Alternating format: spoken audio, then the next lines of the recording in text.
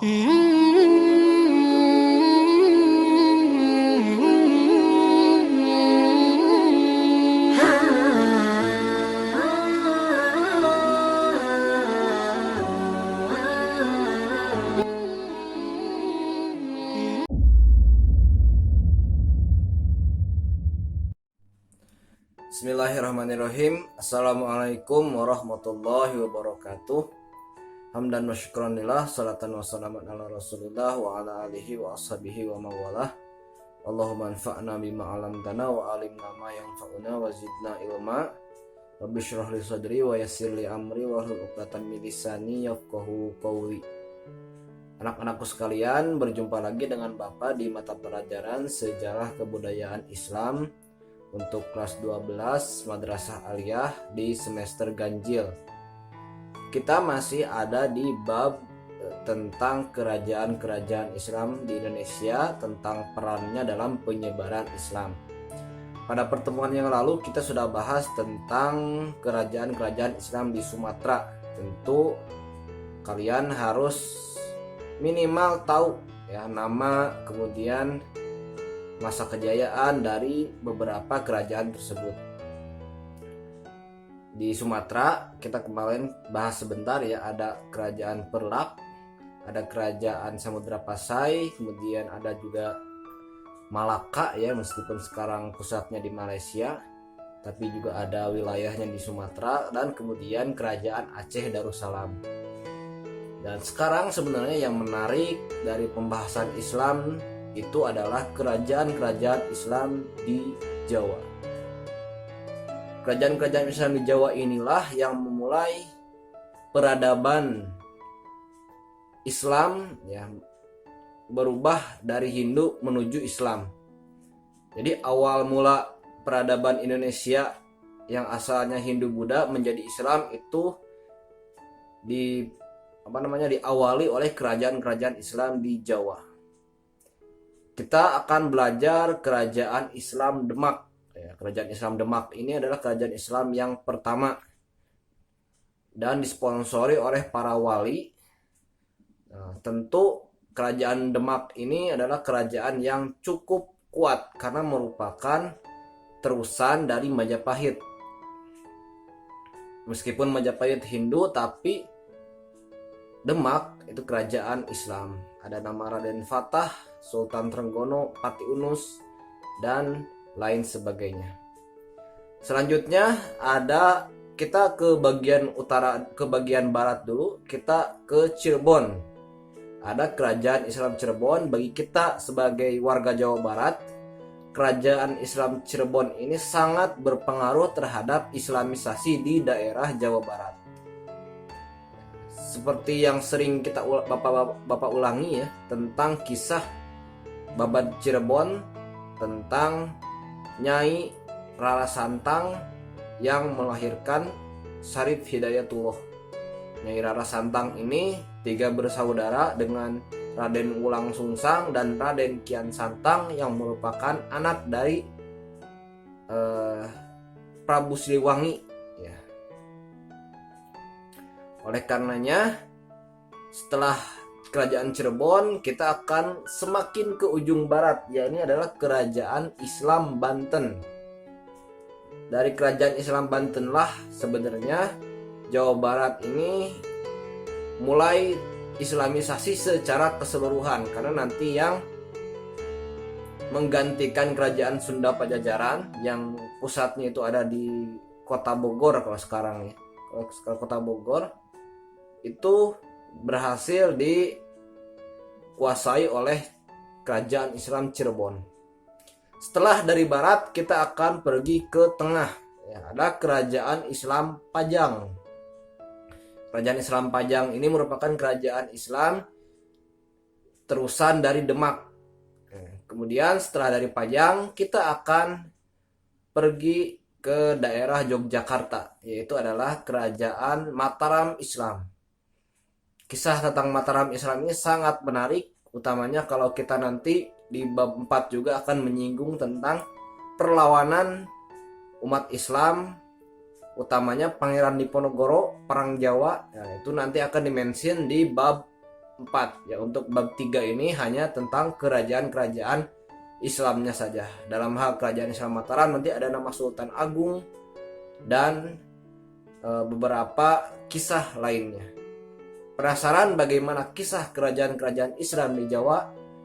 Mari simak penjelasan kita kali ini. Baik, pada pertemuan kali ini kita akan membahas tentang kerajaan-kerajaan Islam di Indonesia, khususnya adalah kerajaan Islam di daerah Pulau Jawa. Apa saja kerajaannya dan bagaimana kisah kerajaan tersebut? Mari kita bahas sama-sama. Yang pertama ada Kesultanan Islam Demak. Demak merupakan kesultanan atau kerajaan Islam pertama di Pulau Jawa. Kerajaan ini didirikan oleh Raden Fatah. Raden Fatah merupakan bangsawan Majapahit yang menjabat sebagai Adipati Kadipaten Bintoro ya, Demak. Pamor kesultanan didapatkan dari Wali Songo, terutama gurunya Sunan Ampel. Atas bantuan dari daerah-daerah lain yang sudah lebih dahulu menganut Islam seperti Jepara, Gresik, Tuban, Raden Fatah memutuskan ikatan dengan Majapahit dan menjadi Adipati Islam di Demak. Saat itu Majapahit menjelang masa-masa keruntuhan, utamanya akibat perang saudara atau perang Paregreg. Melalui proklamasi tersebut, Raden Fatah menyatakan kemandirian Demak dan mengambil gelar Sultan Shah Alam Akbar. Jadi kisah kerajaan Kesultanan Islam Demak ini diawali dari sosok Raden Fatah. Jadi Raden Fatah ini sebenarnya masih adipati atau masih keturunan dari Raja Majapahit. Jadi Raden Fatah ini merupakan anak dari Pangeran Brawijaya dari pernikahannya dengan Putri Campa. Pada saat itu Campa sudah menganut agama Islam sehingga Raden Fatah tertarik dengan Islam dan berguru kepada Sunan Ampel bersama Sunan Bonang, Sunan Giri, dan Raden Kusen. Raden Fatah dipercaya oleh Majapahit untuk membuka wilayah Bintoro atau Demak dan menjadi penguasa di sana. Kesempatan tersebut dimanfaatkan oleh para wali Songo untuk mengendorse Raden Fatah mendirikan kerajaan Islam. Pada 1478 Demak resmi menjadi kerajaan Islam pertama di Jawa. Nah, jadi karena beliau ini merupakan anak dari keturunan Raja Majapahit, Brawijaya, dari selirnya yang dari Putri Campa, ya kerajaan Islam Campa. Kalau kemarin kita sedang bahas Sunan Ampel, itu berasal dari sana. Dan Sunan Ampel datang ke Indonesia, ya ke Jawa pun ingin menemui bibinya yaitu yang diperistri oleh pangeran atau Raja Majapahit.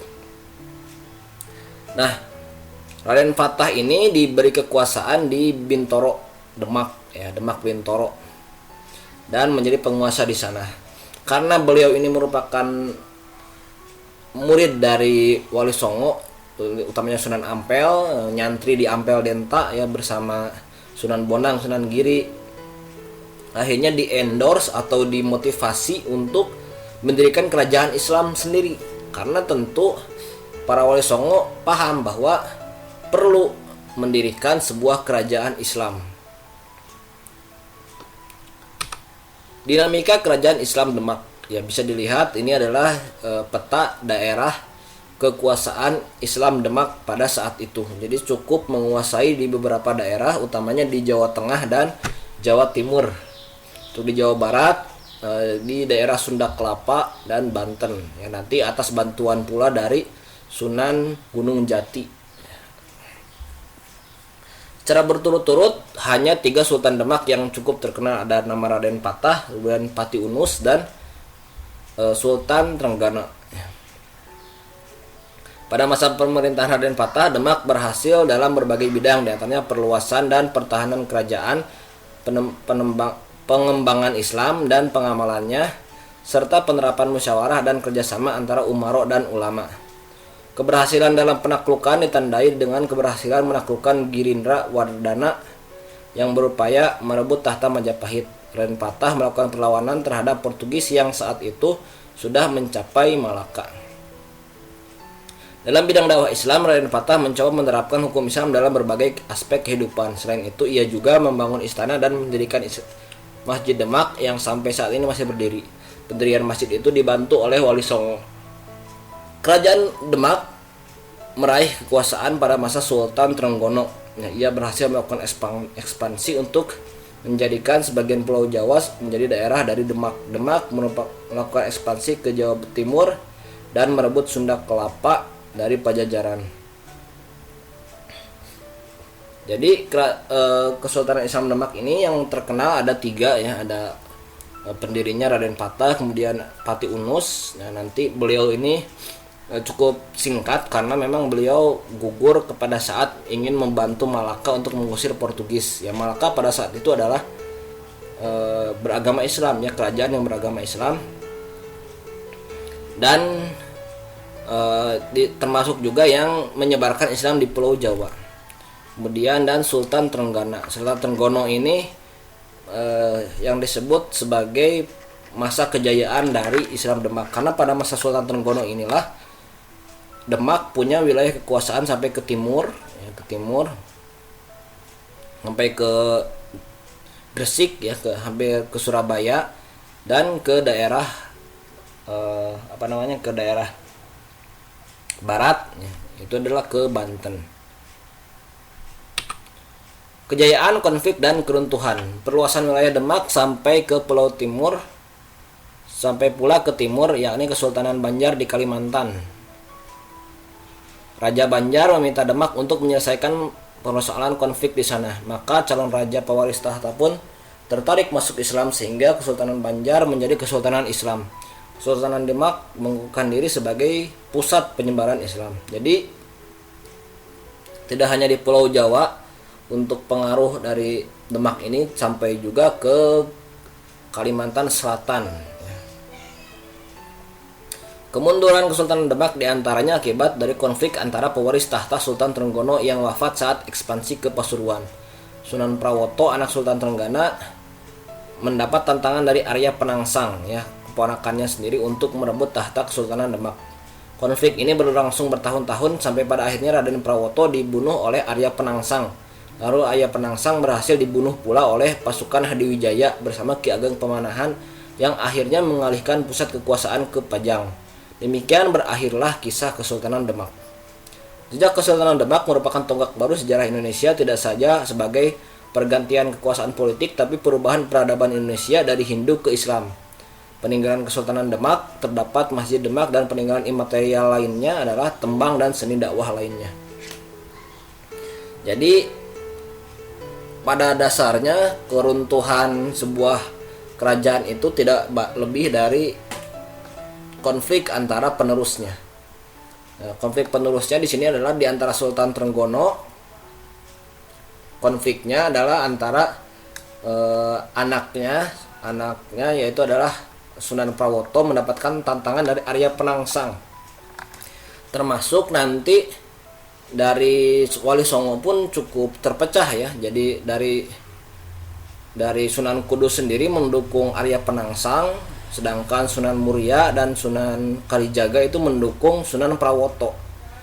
Nah, jadi karena konflik ini berlangsung bertahun-tahun sampai akhirnya ada pertumpahan darah. Jadi Raden Prawoto dibunuh oleh Arya Penangsang, dan Arya Penangsang dibunuh kembali oleh Sultan Brawijaya atas bantuan dari Ki Ageng Pemanahan, ya, bukan Ki Ageng Penangsang, Ki Ageng Pemanahan.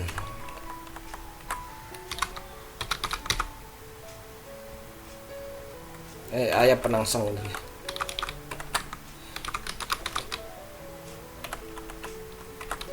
Jadi seperti itu untuk keruntuhan Islam Demak. Jadi setelah dibunuh Arya Penangsang oleh Sultan Hadiwijaya, nah Hadiwijaya ini nama lain dari Joko Tingkir ya, nanti yang mendirikan kerajaan Islam Pajang yang akan juga kita bahas di sesi kali ini.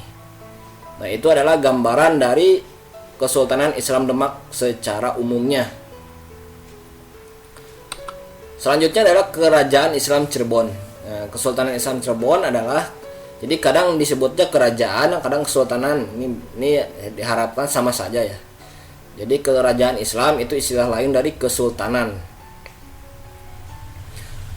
Kerajaan Islam Cirebon adalah kerajaan Islam yang ternama di Jawa Barat. Kerajaan ini berkuasa pada abad 15 sampai 16 Masehi. Letak Kesultanan Cirebon berada di pantai utara Pulau Jawa. Lokasinya perbatasan Jawa Tengah dan Jawa Barat. Karenanya Kesultanan Cirebon menjadi jembatan antara kebudayaan Jawa dan Sunda. Pada abad ke-13 Masehi, kegiatan perdagangan pada jalur Cirebon cukup ramai. Para pedagang muslim mengunjungi pelabuhan yang terdapat di pesisir utara seperti Banten, Sunda Kelapa, Indramayu, Cirebon, Tuban, Gresik, dan Jepara. Pada akhirnya daerah ini menjadi kekuasaan Kerajaan Galuh. Pada awalnya daerah Cirebon itu merupakan kekuasaan dari Kerajaan Galuh. Pelabuhan Muara Jati dan Pasar Prambanan sering disinggahi oleh pedagang muslim dari Arab, dari Persia, dari Pasai, juga dari India. Selain berdagang, tentu mereka punya misi mengenalkan Islam. Perkembangan dakwah Islam di Cirebon semakin kuat setelah Syarif Hidayatullah datang di Cirebon dan menyebarkan agama Islam.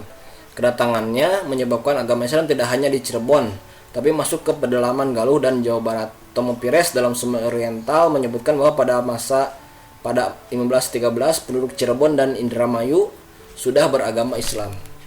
Nah, Kesultanan Islam Cirebon ini memang tidak bisa dipisahkan dari sosok Sunan Gunung Jati atau Syarif Hidayatullah.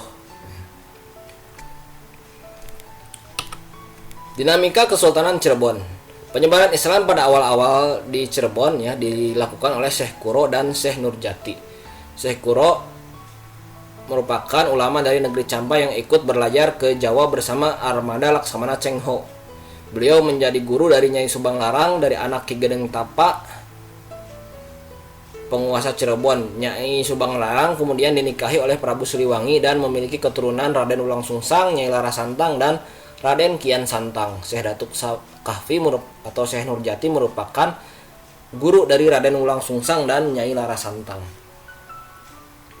Jadi pada awalnya memang di Cirebon ini tidak langsung oleh Sunan Gunung Jati, tapi oleh beberapa gurunya, itu adalah Syekh Kuro dan Syekh Nurjati. Syekh Kuro inilah nanti yang disebutkan dalam Babad Cirebon menghasilkan keturunan Sunan Gunung Jati. Meskipun beliau bukan ayahnya tapi beliaulah yang berhasil mendidik Nyai Subang Larang sedang membaca Al-Quran. Kemudian Prabu Siliwangi datang, akhirnya menikahi Nyai Subang Larang karena mendengar bacaan Qurannya yang bagus. Sehingga dari sana lahirlah tiga orang, ada Ulang Sungsang, ada Nyai Larasantang, dan Raden Kian Santang. Raden Ulang Sungsang merupakan perintis dari Kesultanan Cirebon atas dorongan dari gurunya Syekh Nurjati. Setelah wafat, Cirebon dilanjutkan oleh keponakannya yang merupakan anak dari Nyai Larasantang, yakni Syarif Hidayatullah atau Sunan Gunung Jati.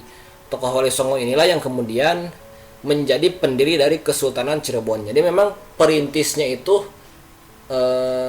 Ulang Sungsang, Raden Ulang Sungsang. Tapi setelah beliau meninggal, yang dilanjutkan oleh keponakannya, yaitu adalah Sunan Gunung Jati. Sebagai kesultanan yang didirikan oleh wali, sangat erat kaitannya dengan hubungan Kesultanan Islam Demak. Kedua kesultanan tersebut melakukan invasi bersama-sama ke Sunda Kelapa atau Jakarta, sekarang dulu Batavia, dirubah oleh Belanda jadi Batavia. Kemudian ke Banten. Selanjutnya menjadi Kesultanan Islam Banten. Sampai saat ini ada perbedaan antara sosok Fatahillah dan sosok Sunan Gunung Jati. Ada yang menyebutkan bahwa Sunan Gunung Jati itu Fatahillah sama atau Fatalehan, orangnya itu juga.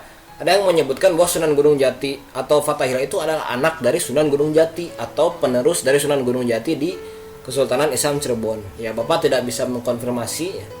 Tapi pada intinya memang Kesultanan Cirebon ini ikut bersama Demak untuk menaklukkan Sunda Kelapa yang akhirnya nanti menjadi cikal bakal dari Kerajaan Islam Cirebon. Masa keemasan dan keruntuhan Kesultanan Islam Cirebon. Kesultanan Islam Cirebon mencapai masa kejayaan pada masa kekuasaan Syarif Hidayatullah. Di masa pemerintahannya, Cirebon sangat mempengaruhi perdagangan dan penyebaran Islam. Pelabuhan Rangramai, sumber daya alam yang melimpah menjadikan Cirebon sebagai kota besar dan kota dagang dan pelabuhan ekspor impor untuk daerah Jawa Tengah dan Jawa Timur. Pertumbuhan ini berefek pada perkembangan Islam di Jawa Barat. Keruntuhan Kesultanan Cirebon dimulai ketika kesultanan dibagi menjadi dua kekuasaan, diantaranya adalah Kesultanan Kesepuhan dan Kesultanan Kanoman. Perselisihan antara kedua kesultanan dan adanya kecampur tangan VOC membuat Cirebon perlahan runtuh secara perlahan. Pada 1700, kesultanan terbagi menjadi 4 kekuasaan. Ada selain Kesepuhan dan Kanoman, ada juga Kacirebonan dan Keprabonan. Sejak itu VOC mulai menguasai pelabuhan Cirebon. Dalam perjanjian Kertasura, Cirebon termasuk dalam pengawasan VOC. Saat ini Cirebon tidak menjadi kesultanan walau banyak keraton dan masjid yang didirikan dan dijadikan sebagai upacara adat. Cirebon menjadi kota Cirebon. Cirebon sekarang menjadi kota Cirebon, daerahnya ya. Daerah Cirebon sekarang menjadi kota Cirebon dan Kabupaten Cirebon yang menjadi bagian dari Jawa Barat. Jadi memang keruntuhan Kesultanan Cirebon ini ada faktor eksternal, diantaranya adalah invasi dari VOC ya. VOC sudah sampai ke Sunda Kelapa dan mendirikan Batavia dan akhirnya mengadakan invasi ke daerah Jawa ya, termasuk Cirebon yang bisa ditaklukkan. Terutamanya juga karena ada kaitannya dengan penaklukan dari Mataram ya, kerajaan Islam Mataram. Nanti ya akan kita singgung juga kerajaan tersebut. Kemudian kerajaan Islam Banten ya, pada mulanya Banten merupakan daerah kekuasaan kerajaan Pajajaran Sunda. Raja Pajajaran Samian mengadakan hubungan dagang dengan Portugis di Malaka. Hal itu tentu meresahkan kerajaan-kerajaan Islam Demak dan Cirebon yang sedang mengusir Portugis yang juga membawa misi gospel. Kerajaan Islam Demak dan Cirebon mengadakan invasi ke daerah Jawa Barat selain untuk perluasan wilayah juga untuk penyebaran agama Islam. Daerah Sunda, Kelapa, atau Jakarta kemudian direbut oleh Demak dan Cirebon yang dipimpin oleh Fatahillah. Sosok Fatahillah disebut juga Fatalehan, namun masih diperdebatkan apakah sosok Fatahillah adalah Sunan Gunung Jati atau bukan. Setelah merebut Sunda Kelapa, Fatahillah bergerak menaklukkan wilayah Banten. Setelah takluk, Fatahillah menyerahkan Banten kepada putranya Maulana Hasanuddin. Di bawah pemerintahannya, Banten dapat berkembang pesat, bahkan wilayahnya bisa mencapai ke Pulau Sumatera seperti Bengkulu dan Palembang. Selain itu, Maulana Hasanuddin juga mendirikan benteng pertahanan kuat, juga melakukan invasi ke daerah-daerah penghasil lada, sekaligus menyebarkan agama Islam. Kerajaan Banten pada mulanya sangat bergantung pada Demak. Namun seiring keruntuhan Demak, Banten memisahkan diri menjadi sebuah kerajaan yang mandiri. Jadi bibit dari Kesultanan Islam Banten ini tidak bisa dipisahkan dari invasi kerajaan Islam Demak dan Cirebon. Demak yang pada saat itu ingin menguasai Sunda Kelapa ya, dibantu oleh Fatahillah untuk merebut dari Pajajaran. Dan akhirnya berhasil sampai akhirnya lanjut ke daerah Banten dan mendirikan Kesultanan Islam Banten. Namun pendirian Kesultanan Islam Banten ini tidak dilanjutkan oleh Fatahillah, melainkan dilanjutkan oleh anaknya Maulana Hasanuddin. Maka inilah yang menjadi nama UIN di sananya, UIN Maulana Sultan Maulana Hasanuddin ya. Nah, jadi kerajaan Islam Banten pada akhirnya setelah Demak runtuh ya, melepaskan diri dari Demak dan menjadi kerajaan yang mandiri. Dinamika kerajaan Islam Banten. Secara geografis, kerajaan Banten terletak di daerah Jawa Barat bagian utara. Kerajaan Banten menjadi penguasa jalur pelayaran dan perdagangan melalui Selat Sunda. Dengan posisi yang strategis tersebut, kerajaan Banten menjadi kerajaan besar. Saat VOC tiba di Sunda Kelapa lalu dirubah menjadi Batavia, Banten merupakan penguasa yang diperhitungkan oleh VOC. Setelah Maulana Hasanuddin dilanjutkan oleh anaknya Maulana Yusuf yang merupakan hasil perkawinan dari putri dengan putri Sultan Trenggono. Masyarakat yang berada di wilayah kerajaan Islam Banten terdiri dari berbagai etnis ya, seperti Sunda, Jawa, Melayu ya, bukan melalui. Melayu, Bugis, Makassar, dan Bali. Maka tidak mengherankan jika ada nama Syekh Yusuf Al-Makassari ya, yang pernah menjadi penasehat kerajaan Islam Banten. Orang Makassar tapi menjadi penasehat kerajaan Islam Banten. Banten juga disinggahi oleh pedagang Cina dan India. Pedagang Cina dan India juga Arab. Sampai akhirnya nanti disinggahi oleh VOC. Kesultanan Banten meraih puncak kejayaan pada masa pemerintahan Sultan Ageng Tirtayasa. Di antaranya mampu memajukan wilayah perdagangan dan menjadikan Banten sebagai pelabuhan internasional, memajukan pendidikan dan kebudayaan Islam, melakukan modernisasi keraton dan membentuk armada laut yang kuat untuk membantu pertahanan di laut. Nah, jadi itulah kisah dari kerajaan Islam Banten. Jadi setelah dipimpin oleh Maulana Nasruddin, dilanjutkan oleh anaknya Maulana Yusuf yang merupakan hasil dari perkawinan bersama putri dari Sultan Trenggono, dan dilanjutkan pada masa Sultan Ageng Tirtayasa, di mana pada saat itu Banten mengalami masa kejayaan. Untuk melawan kedikdayaan Sultan Ageng Tirtayasa, Belanda ya. Jadi karena saking dikdaya Sultan Ageng Tirtayasa ini, Belanda melakukan politik belah bambu atau divide et impera, yang dilakukan dengan menjanjikan kekuasaan kepada pewaris Kesultanan Islam Banten, yaitu Sultan Haji. Caranya dengan membantu perlawanan Sultan Ageng Tirtayasa. Terjadilah perang saudara. Jadi memang dihasut Sultan Haji ini, dianggap bahwa nanti yang diangkat menjadi raja setelah Sultan Ageng Tirtayasa itu bukan dia. Nah, maka akhirnya dimanfaatkan untuk melawan Sultan Ageng Tirtayasa. Pada akhirnya Sultan Ageng Tirtayasa berhasil ditawan dan naiklah Sultan Haji sebagai raja. Namun kenaikan tersebut dibayar mahal dengan kompensasi. Sultan Haji melepas wilayah Lampung ke VOC.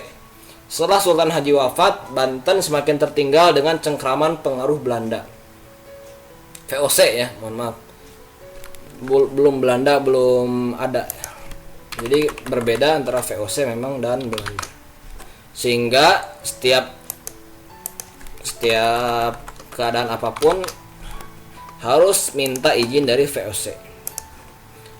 Konflik keturunan Banten resmi dihapuskan pada Kesultanan Islam Banten ya. Kesultanan Islam Banten resmi dihapuskan pada tahun 1813 oleh pemerintah kolonial Inggris. Pada tahun ini Sultan Banten Muhyiddin dilucuti kekuasaannya dan dipaksa turun oleh Sir Thomas Raffles yang mengakhiri riwayat Kesultanan Islam Banten. Nah, ini adalah kisah dari Kesultanan Islam Banten. Nah, selanjutnya kita setelah di daerah Barat Jawa, kita akan pindah ke daerah Tengah Jawa atau Jawa Tengah. Ada kerajaan Islam Pajang. Tadi sempat kita bahas tentang keruntuhan Islam Demak. Ini akan berkaitan dengan kemunculan kerajaan Islam Pajang. Kerajaan Islam Pajang ini muncul pada masa keruntuhan Kesultanan Islam Demak yang mengalami konflik di antara penerus dari Sultan Trenggono. Pada saat itu anak Sultan Trenggono, Raden Prawoto, sebagai pewaris dari Demak dibunuh oleh Arya Penangsang yang merasa berhak pula atas Kesultanan Islam Demak. Arya Penangsang mendapatkan perlawanan dari Sultan Hadiwijayo atau Joko Tingkir dan Ki Ageng Pemanahan yang berhasil membunuh Arya Penangsang. Sejak itu berakhirlah kekuasaan Demak dan beralih ke Pajang setelah secara resmi benda-benda pusaka di Demak dialihkan ke Pajang oleh Sultan Hadiwijaya. Sultan Hadiwijaya atau Raden Karebet atau disebut juga sebagai Joko Tingkir merupakan raja pertama dari Kesultanan Pajang yang merupakan putra dari Ki Ageng Pengging. Nah, dengan begitu disebutkan pula bahwa cikal bakal kerajaan Pajang merupakan kelangsungan dari Pengging, di mana Ki Ageng Pengging dieksekusi oleh Sunan Kudus karena dianggap makar terhadap Kesultanan Islam Demak. Guru Sultan Hadiwijaya diantaranya adalah Sunan Kalijaga dan Ki Ageng Selo. Nah, bisa dikatakan kerajaan Islam Pajang ini merupakan cikal bakalnya itu dari daerah kerajaan Islam Pengging ya, hampir sama di daerah Boyolali kalau sekarang, daerah Boyolali, Klaten ya, perbatasan Boyolali, Klaten. Akhirnya menjadi Kesultanan Islam Pajang. Kesultanan Islam Pajang ada di daerah Lawean kalau sekarang ya, Lawean Kartosuro ya, Solo.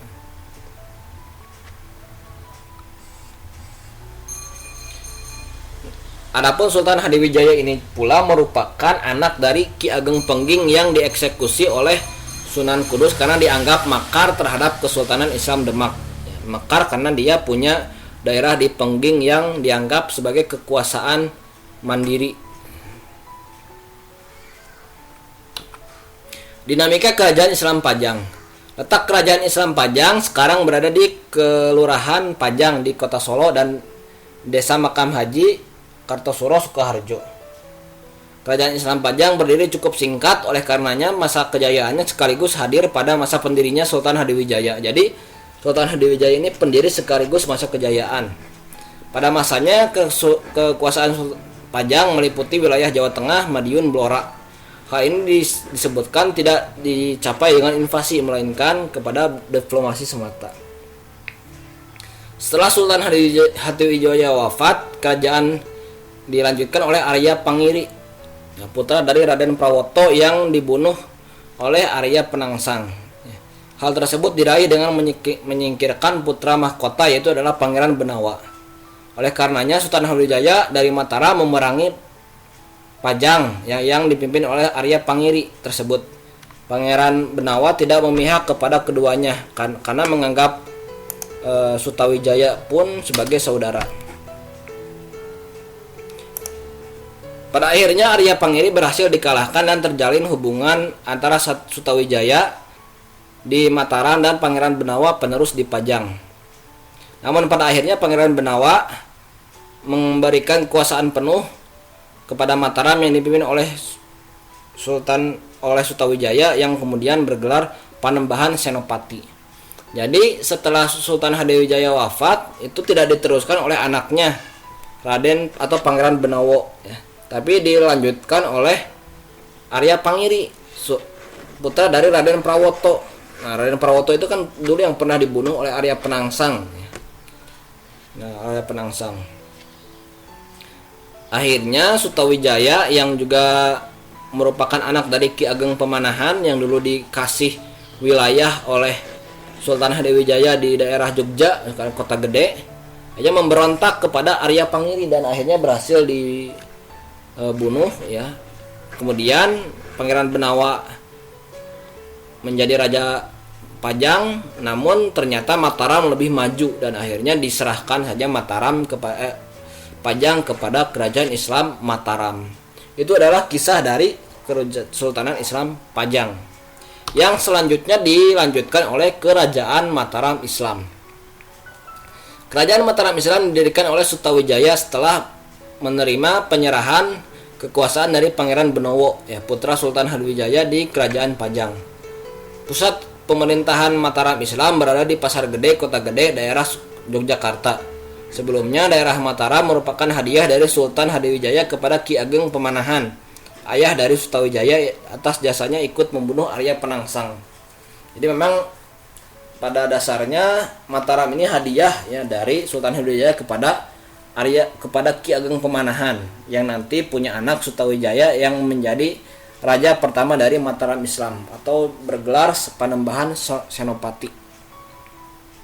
Raja pertama Mataram Islam adalah Sutawijaya, bergelar Panembahan Senopati ing Tanah Jawi Alogo Saidin Panotogomo. Di bawah kekuasaannya Mataram menguasai hampir seluruh Jawa Tengah dan Jawa Timur. Setelah Sultan Wijaya wafat dilanjutkan oleh Mas Jolang. Ia melanjutkan perjuangan Sutawijaya dalam memperluas kekuasaannya ke Jawa Timur seperti Ponorogo, Kertosono, Kediri, dan Mojo Agung. Beliau kemudian meninggal di Krapyak karena penyakit menular. Tahta kemudian dilanjutkan oleh Sultan Agung Senopati ing Alogo Ngabdurrahman atau dikenal sebagai Sultan Agung Anyoko Kusumo. Dinamika kerajaan Mataram Islam. pada masa Sultan Agung, Mataram mengalami puncak kejayaan. Pertama, ya, memperluas daerah kekuasaan meliputi Jawa, Madura, ya, kecuali Banten dan Batavia. Kemudian Palembang, Jambi, Banjarmasin. Ya, kedua, menciptakan struktur organisasi bertingkat di bawah pemerintahan pusat kota gede. Ya, mulai terjadi desentralisasi dan birokratisasi. Ya. Ketiga, memajukan perekonomian agraris dan maritim sehingga Mataram menjadi pengekspor beras terbesar. Jadi banyak sekali, tidak hanya perluasan kekuasaan tapi juga politik, ekonomi. Dan keempat, melakukan mobilisasi besar-besaran sehingga mampu menundukkan daerah di sepanjang pantai utara Pulau Jawa. Jadi pantai utara Pulau Jawa ini cukup banyak dikuasai oleh Mataram Islam yang menyerang Batavia sampai 2 kali, merubah perhitungan tahun Saka Hindu dan digabung dengan tahun Islam Hijriah menjadi tahun Jawa. Pada masa Sultan Agung dikenal pula perluasan ke daerah timur dan Jawa Barat. Sedangkan barat menaklukkan ke barat menaklukkan daerah yang dikuasai oleh VOC. Dan juga di daerah Banten dan Sunda, kelapa yang sudah diduduki oleh VOC. Berbeda dengan misi ke timur yang berhasil, misi ke barat memang mengalami kegagalan. Ya, meskipun tidak sepenuhnya gagal ya, karena pemimpin dari VOC itu bisa sampai meninggal ya akibat taktik perang dari Sultan Agung ini. Setelah wafat, Sultan Agung digantikan oleh RM Sayyidin bergelar Amangkurat I. Pada masanya Mataram justru mengalami penurunan. Amangkurat I justru dengan VOC dekat dengan VOC ya, justru dekat dengan VOC yang berakibat dengan pemberontakan di daerah-daerah. Keruntuhan Kesultanan Mataram Islam. Ketidakberdayaan Amangkurat I dalam menghadapi VOC diantaranya dengan ditandatanganinya perjanjian Mataram yang membuat Mataram harus kehilangan pantai utara Jawa, termasuk nanti Cirebon ya. Pada masa selanjutnya Amangkurat II, luas wilayah Mataram semakin sempit karena banyak daerah yang diambil alih VOC. Kemudian lahirnya perjanjian Giyanti yang isinya Mataram dibagi menjadi 2, ada Kesultanan Yogyakarta atau Hadiningrat yang dipimpin oleh Mangkubumi bergelar Sultan Hamengkubuwono I. Kemudian Kesuhunan Surakarta yang berpusat di Surakarta yang dipimpin oleh Kesuhunan Pakubuwono III. Berikutnya kesultanan dibagi menjadi 4, yaitu Kesultanan Yogyakarta, ada Kesultanan Surakarta dan Kesultanan Mangkunegaran dan Kesultanan Pakualaman. Kalau kalian ke Jogja itu masih ada ya keraton Jogja, dan sampai sekarang ada diakui sebagai daerah istimewa karena provinsi yang satu-satunya provinsi yang gubernurnya itu bukan dipilih ya, tapi merupakan sultan, yaitu adalah Sultan Hamengkubuwono ke-10 sekarang ya. Dulu pas masa kemerdekaan itu Sultan Hamengkubuwono ke-9. Nah, ini adalah cerita tentang Mataram Islam. Nah, nanti kita akan bahas juga tentang perlawanan perlawanan dari Diponegoro ya, Diponegoro itu nanti kaitannya juga dengan Mataram Islam. Nah, ini adalah kisah-kisah dari kerajaan-kerajaan Islam di Jawa. Memang secara singkat, namun Bapak harap kalian bisa mengambil intisari dari berbagai kisah kerajaan Islam ini, karena kerajaan Islam di Jawa inilah yang pula nanti membuat kita ya saat ini bisa beragama Islam. Mayoritas di Indonesia bisa beragama Islam karena ada peran serta dari kesultanan atau dari kerajaan-kerajaan Islam. Mungkin itu saja yang bisa disampaikan pada pertemuan kali ini. Billahi fi sabilil haq, wastabiqul khairat. Wassalamualaikum warahmatullahi wabarakatuh.